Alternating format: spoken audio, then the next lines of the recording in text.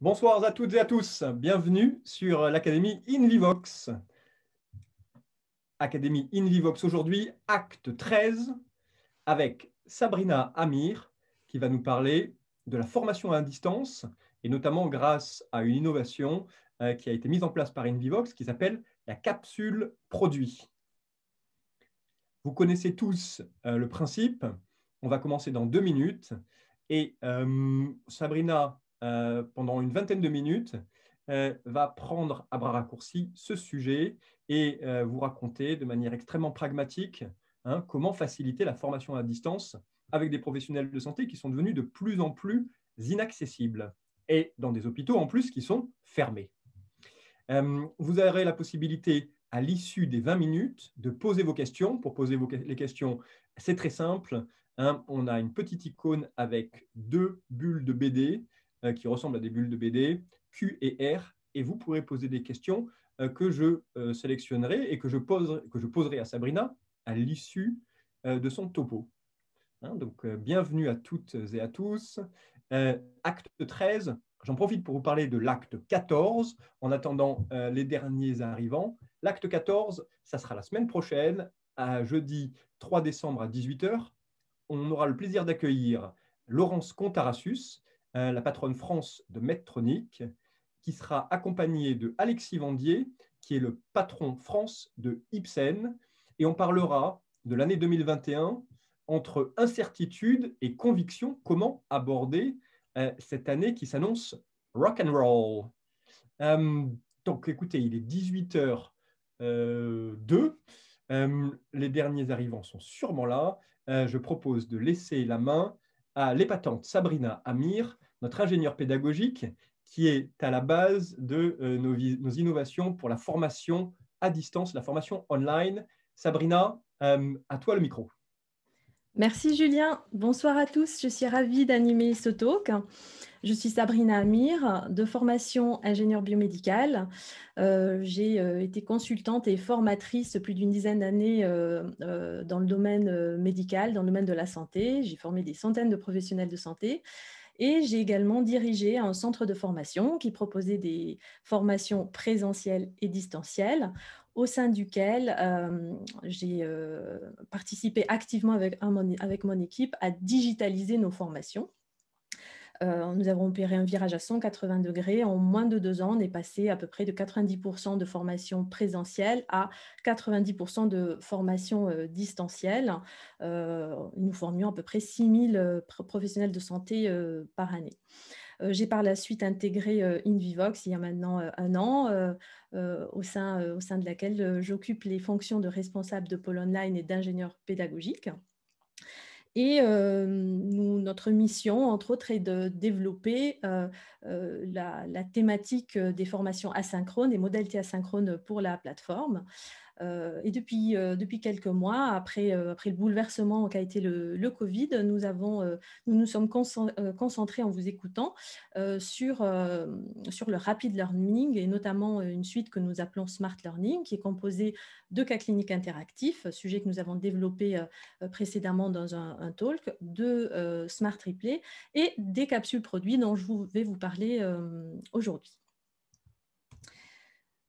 Avant de commencer et de vous expliquer un petit peu ce que sont ces capsules produits, il me semble intéressant de commencer par la genèse de ce projet, d'autant qu'il a été le fruit d'une collaboration avec vous, les industriels de la santé, et de nombreux échanges que nous avons eus avec les professionnels de santé.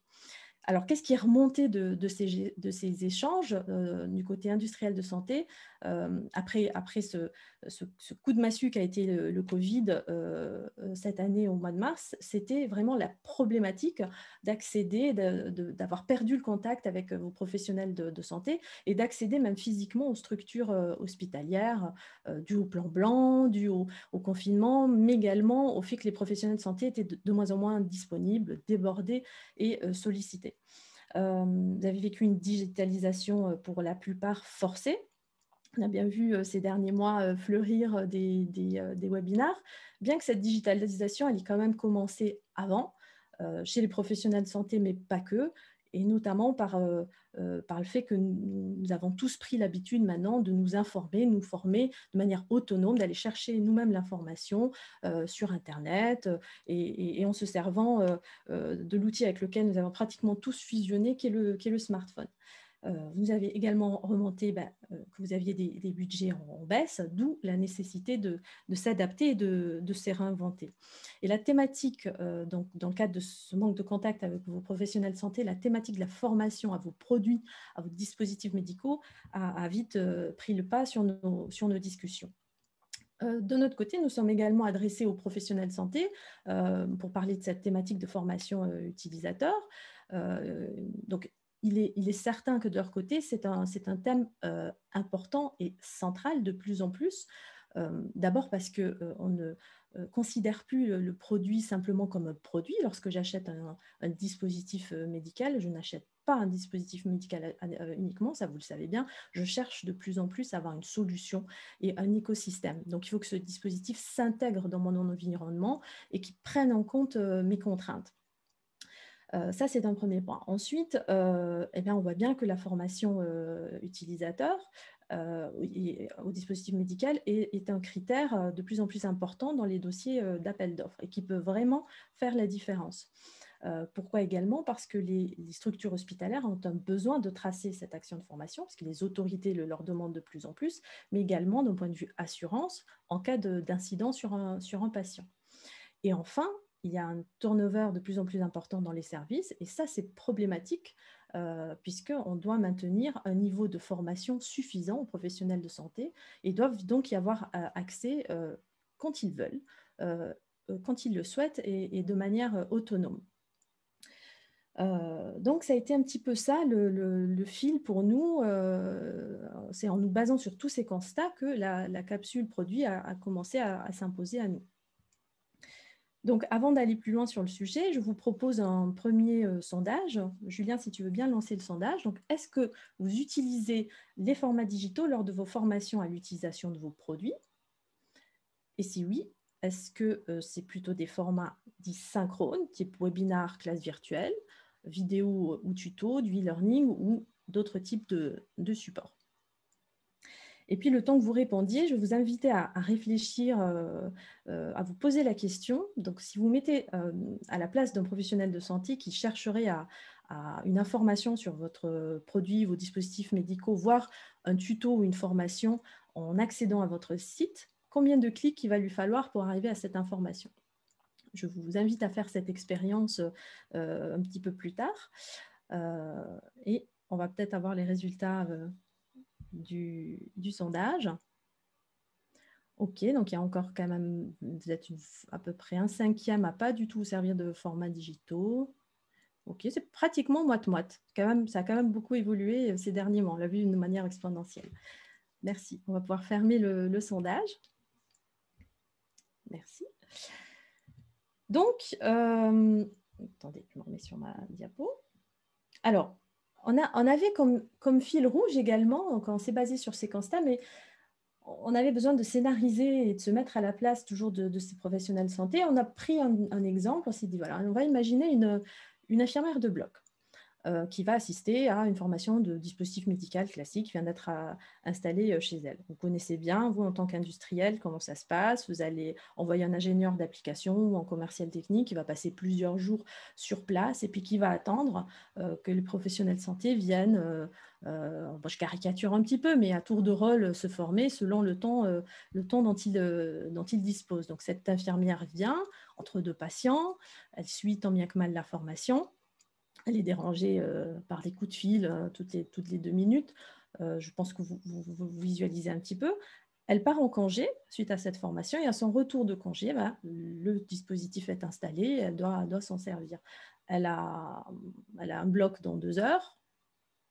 Elle n'a pas de chance, elle a le chirurgien en plus qui est plus exigeant du service auquel elle va affaire. Là, elle va avoir quand même besoin de se remettre rapidement en tête la formation. Elle ne peut pas forcément vous appeler. Comment est-ce que cette infirmière, elle peut accéder rapidement à ce contenu de manière rapide et se remettre en tête les gestes, ce qu'elle a à faire, les paramètres à régler, etc. Donc, Donc, c'est comme ça qu'on en vient à la capsule produit. Et qu'est-ce que c'est au juste qu'une capsule produit? Eh bien, comme vous l'avez compris, c'est un contenu de formation sur un produit ou un dispositif médical que l'on a encapsulé sous forme de micro-rapid learning. Donc, un micro-rapid learning, ça veut dire que ça va être un contenu qui ne dépassera pas 10 minutes, 3 à 10 minutes. Donc, ce sont des séquences courtes et qui seront accessibles facilement et n'importe où et n'importe quand, parce que c'est du contenu asynchrone e-learning. Les capsules, donc ce sont bien du rapid learning, mais on rajoute à ça la touche InVivox, qui est, c'est quoi cette touche?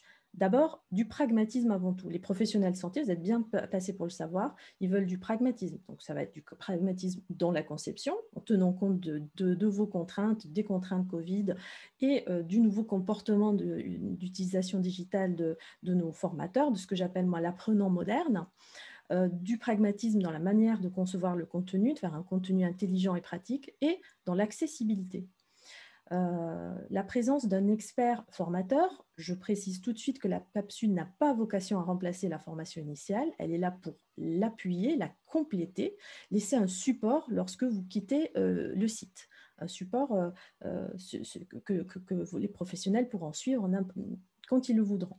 Et donc, un expert formateur qui va commenter, qui va apporter un petit peu de proximité et d'authenticité parce qu'il a cette expérience terrain. Des délais de conception qui sont courts, c'est le principe du rapid learning, et surtout une conception à distance. J'ose même parler de Covid compliance. Et évidemment, l'accessibilité, encore une fois, donc la mise à disposition de notre plateforme qui va vous permettre vous de diffuser, de publier ce contenu à qui vous le souhaitez, ou alors à des professionnels, enfin un groupe d'apprenants restreints si vous le souhaitez également, par exemple juste vos clients. Ça va permettre à ces professionnels de santé d'accéder rapidement à ce contenu et à vous de suivre ensuite qui s'est connecté, qui a où, quand, etc. Donc, de pouvoir vraiment suivre tout ce qui se passe sur le suivi de ces contenus-là. Alors, comment se présente la capsule? Elle va se traduire par des séquences spécifiques de description et de démonstration de l'utilisation du produit sous forme de vidéos et de contenu interactif. Ça reste quand même c'est un mix entre du tuto et du e-learning en quelque sorte. Donc ici, j'ai l'exemple de deux capsules que nous avons, pour deux de nos clients que nous avons effectuées, qui ont eu la gentillesse de me laisser les présenter pour mon talk. Donc la graffeuse électronique Signia pour la société Medtronic et le PureGraph 50 pour la société Bimini. Donc lorsqu'on démarre la capsule, l'apprenant va avoir deux choix. Bon, s'il a du temps devant lui, ou qu'on lui impose un parcours, il va pouvoir suivre le parcours dans l'ordre qui aura été développé. Bon, généralement, d'abord présentation du dispositif ou du produit et de ses accessoires, et ensuite une série de petites vidéos en lien avec l'utilisation de ce produit. Puis d'autres chapitres qui peuvent avoir leur pertinence, tels que trucs et astuces, ou comment dépanner, etc., etc. Mais le plus important, c'est que vous avez un menu déroulant. Donc là, si je me remets dans le cadre de mon infirmière, d'accord, qui revient de ses vacances, là, elle n'a pas le temps de suivre toute la capsule, elle a besoin d'aller à l'essentiel directement. Donc ici, vous avez un menu déroulant, je clique dessus et là, j'accède directement au contenu qui m'intéresse. Donc, l'interactivité également. Donc, ici, on a un exemple de description de produit. Voilà, lorsqu'on clique ici, on va pouvoir aller plus loin pour voir le principe de la filtration, par exemple, dans le cas du PureGraph.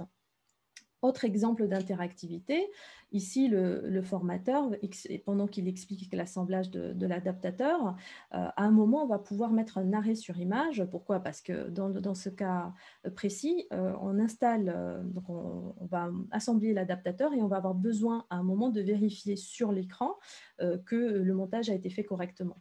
Et donc, on peut se permettre, avec ce format-là, de mettre un arrêt sur image et que l'apprenant clique. Et puis, on va ouvrir de manière interactive et voir à quoi ressemble l'écran. C'est important aussi parce que plus on utilise du digital et moins on a de l'attention, on perd de l'attention. Donc, c'est important de faire participer l'apprenant et qu'à différents moments, il ait l'obligation de cliquer quelque part. Et ça aussi, ça va aider l'information à se fixer dans son cerveau. Un autre exemple ici, donc comme je vous le disais, on fait commenter cette capsule par un expert produit. Pourquoi? Parce que bon, ce n'est pas simplement un manuel d'utilisateur interactif, la capsule.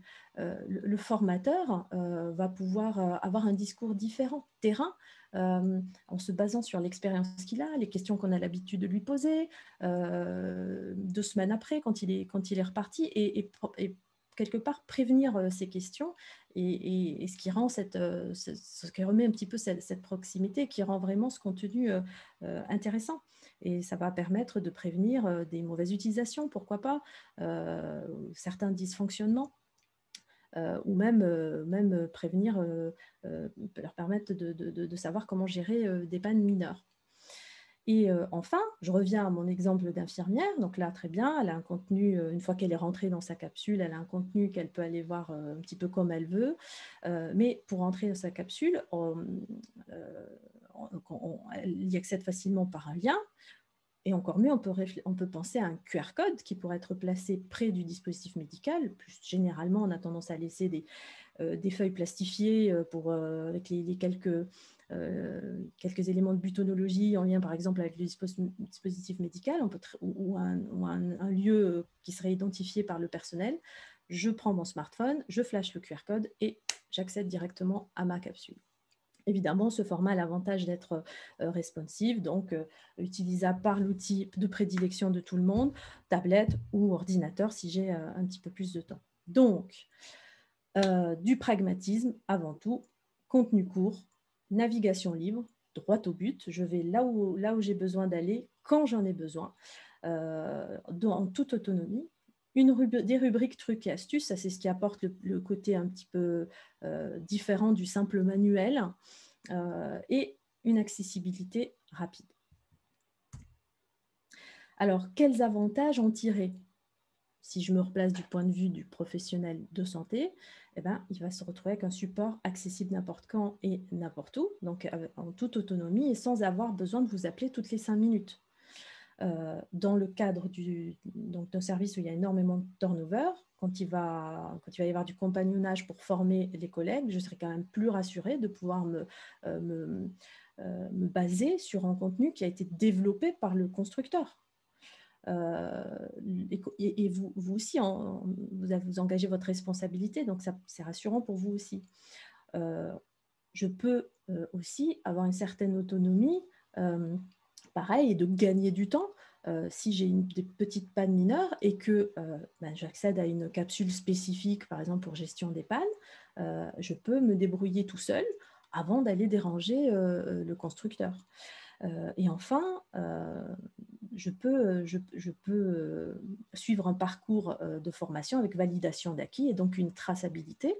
Si par exemple c'est supporté sur une plateforme e-learning, et par conséquent, je réponds bien aux besoins de traçabilité qui étaient évoqués au début de la présentation. Si je me place de votre point de vue à vous, industriel de santé, cet outil peut également vous servir à vous pour les formations internes de vos sales et de vos équipes. Il s'agit quand même d'un argument de vente plus, c'est quand même, ça va vous permettre de vous différencier, d'apporter de la valeur ajoutée à votre produit, notamment lors des appels d'offres. Ça vous permet d'optimiser des ressources, je vais m'expliquer. Déjà, les optimiser lorsque vous faites des formations. Donc, vous n'aurez plus besoin, et pareil, lorsqu'il y a besoin de services après-vente, avant de prendre la voiture et de faire 150 km ou 3 heures de route, on a tous connu ça, eh bien, on peut déjà envoyer le lien de cette capsule pour que le professionnel de santé essaye déjà tout seul de se débugger. Donc, de ce point de vue, vous avez une optimisation des ressources.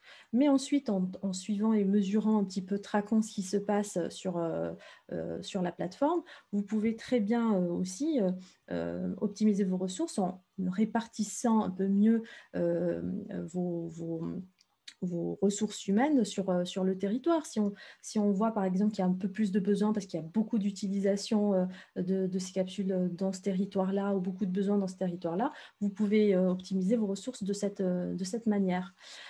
Et enfin, suivre et mesurer l'impact de la formation et améliorer cette formation, le contenu de la formation, ses fonctionnalités, parce qu'on peut également se dire, tiens, 40% de nos professionnels de santé se connectent le plus souvent à cette capsule en particulier. Pourquoi? Comment? Donc, tout cela va vous permettre d'améliorer votre formation et peut-être même in fine votre produit. Donc, pourquoi l'adopter? Parce que ça va vous permettre de dégager une image digitale et novatrice. Puis, quelque part, est-ce qu'on a le choix de ne pas se digitaliser? Vous différencier de la concurrence et puis apporter de la valeur ajoutée à votre produit, donc, notamment lors des appels d'offres. Mettre en valeur l'expertise de vos spécialistes techniques. Ça permet quelque part qu'ils restent présents. Et puis de fidéliser vos clients parce qu'un professionnel de santé bien formé, rassuré, va utiliser votre produit. S'il l'utilise, ça va être quand même un bon facteur de fidélisation. Et enfin, ça va également vous permettre d'optimiser vos ressources. Donc voilà, pour moi, pour la présentation. Je vais vous proposer une deuxième question. Donc à l'aune de ce que je viens de vous présenter là, avant de répondre à vos questions, est-ce que vous seriez prêt à intégrer la capsule dans votre arsenal? Donc je vais vous laisser le temps de répondre. Et puis...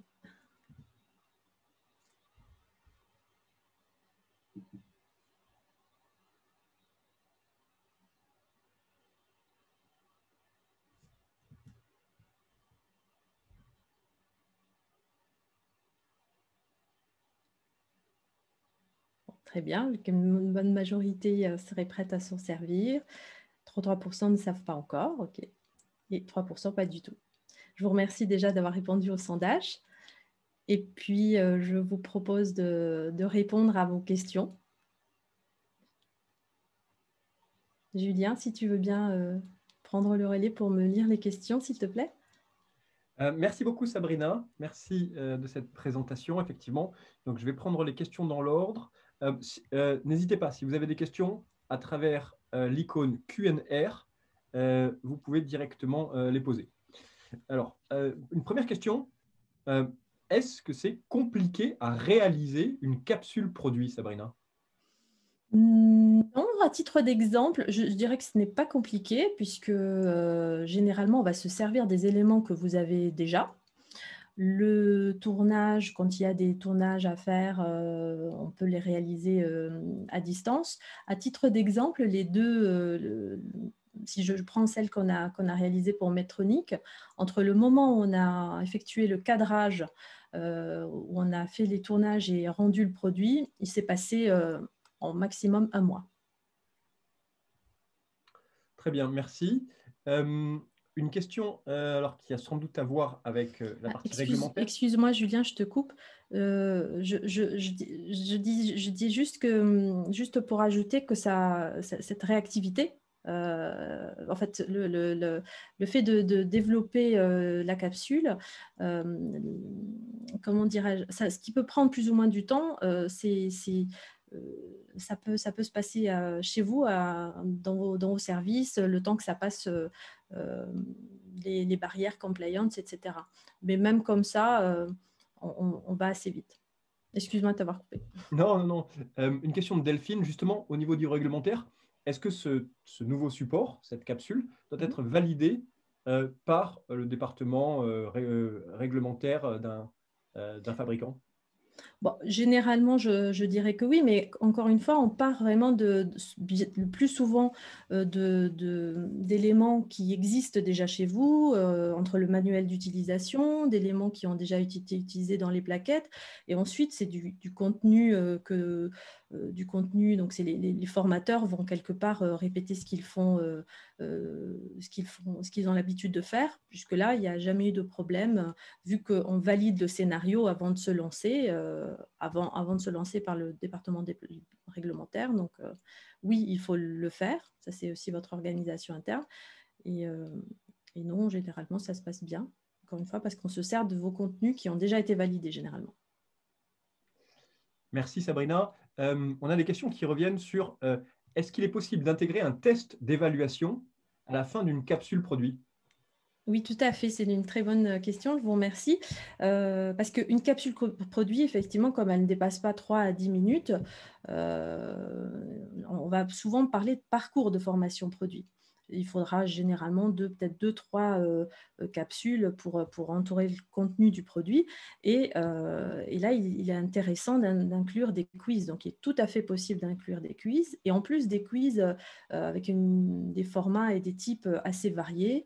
Donc, pas seulement du QCM, du drag and drop, vous pouvez mettre des zones de clic, etc. Donc, une grosse variabilité de quiz de manière à habiliter et valider l'acquisition des connaissances sur ces capsules. Donc, oui, tout à fait, c'est possible. Alors, on a une question qui revient également de 3 personnes, notamment d'un certain Le Normand, c'est un pseudo. Alors, je t'invite à ne pas faire une réponse de Normand. Quel est J'essaye. quel est le coût lié à une capsule produit? Le coût d'une capsule produit est de 3 500 euros. Donc, c'est à partir de 3 500 euros. Et puis, ensuite, il peut y avoir des options supplémentaires, notamment si on doit faire appel à un vidéaste, par exemple. Mais généralement, ça se situera aux alentours de 3 000 3 500 euros. Alors, on a une autre question de Emmanuel. Est-ce qu'on peut envisager d'autres applications de ce type de format d'apprentissage, comme par exemple, je sais pas, un process ou un protocole? Bien sûr, c'est tout à fait envisageable. Là, c'est une utilisation vraiment sur la formation à l'utilisation de ce produit, mais le rapid learning, ça se prête tout à fait pour mettre des process. Tout à fait. Ça peut être le départ d'un nouveau projet pour la suite Smart Learning. Donc, je serais ravie d'échanger si vous avez des idées. Alors, on a une question très pratique de quelqu'un qui est un spectateur anonyme, mais qui doit bien connaître les blocs opératoires, Mhm. qui dit bon nombre d'hôpitaux n'ont pas de connexion Wi-Fi robuste. La Oui. capsule permet-elle de télécharger à un moment et de réutiliser le contenu plus tard? Alors, je dirais que non, mais c'est vrai que c'est une bonne remarque. Cela dit, c'est vrai qu'il y a un mauvais Wi-Fi, mais si le bloc n'est pas forcément situé en sous-sol, et de plus en plus de blocs quand même commencent à les mettre en étage dans les nouvelles structures, on peut compter sur la 4G quand même. Mais je prends note de cette remarque. On a encore une question sur quel est l'avantage de la capsule produit versus la page produit du site web du fabricant? Eh bien, c'est le côté interactif. C'est le côté interactif, je dirais, puisqu'il y a d'abord, c'est formatif, c'est court.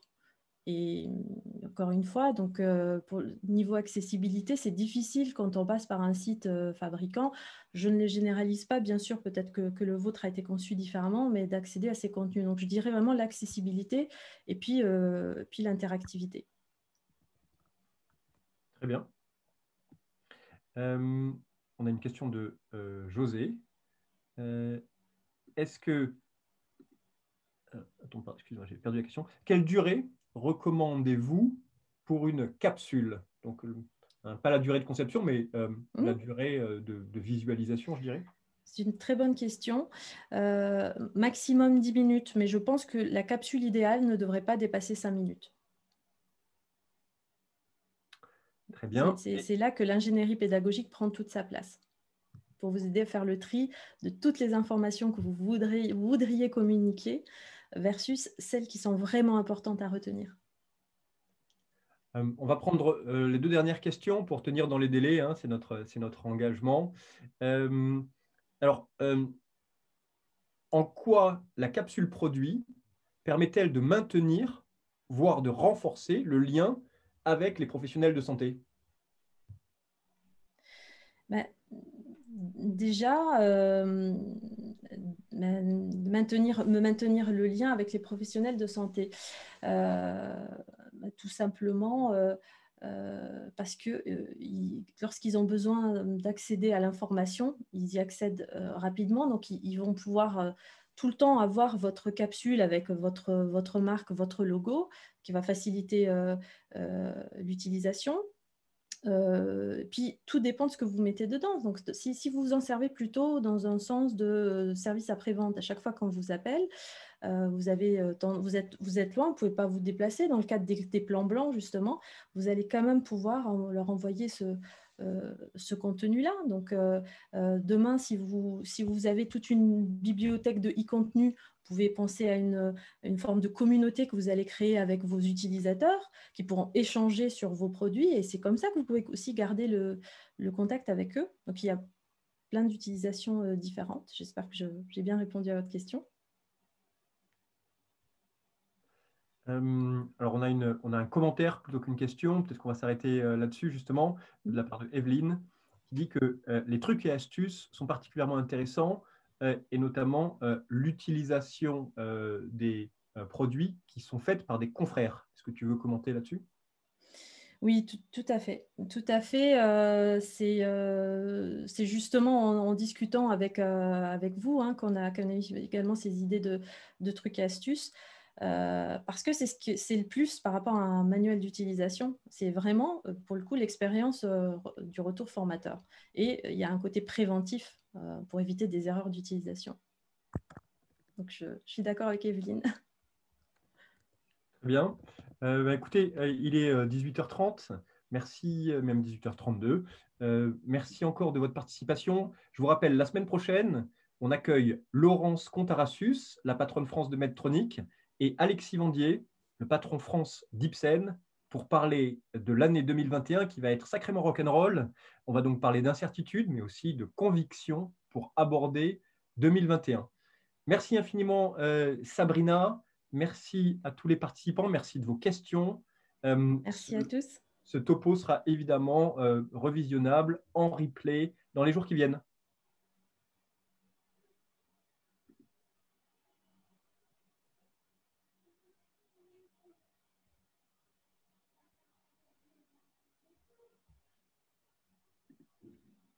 Je lance la 3e question.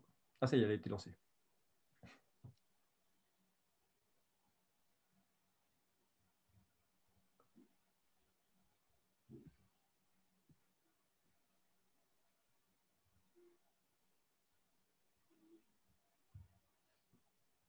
Oui, mais je vais couper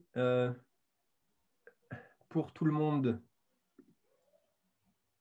le son et l'image. Je vous souhaite à tous une bonne soirée. À 18h30, pour ceux qui sont intéressés, vous pouvez rejoindre une autre conférence organisée sur Invivox avec André Comte-Sponville, qui est invité par Medtronic pour parler des leçons de la pandémie. Voilà, donc le philosophe André Comte-Sponville qui est, ça démarre là, ou ça a dû démarrer, s'ils sont à l'heure. Merci à toutes et à tous. Merci à tous. À bientôt sur l'Univox Academy.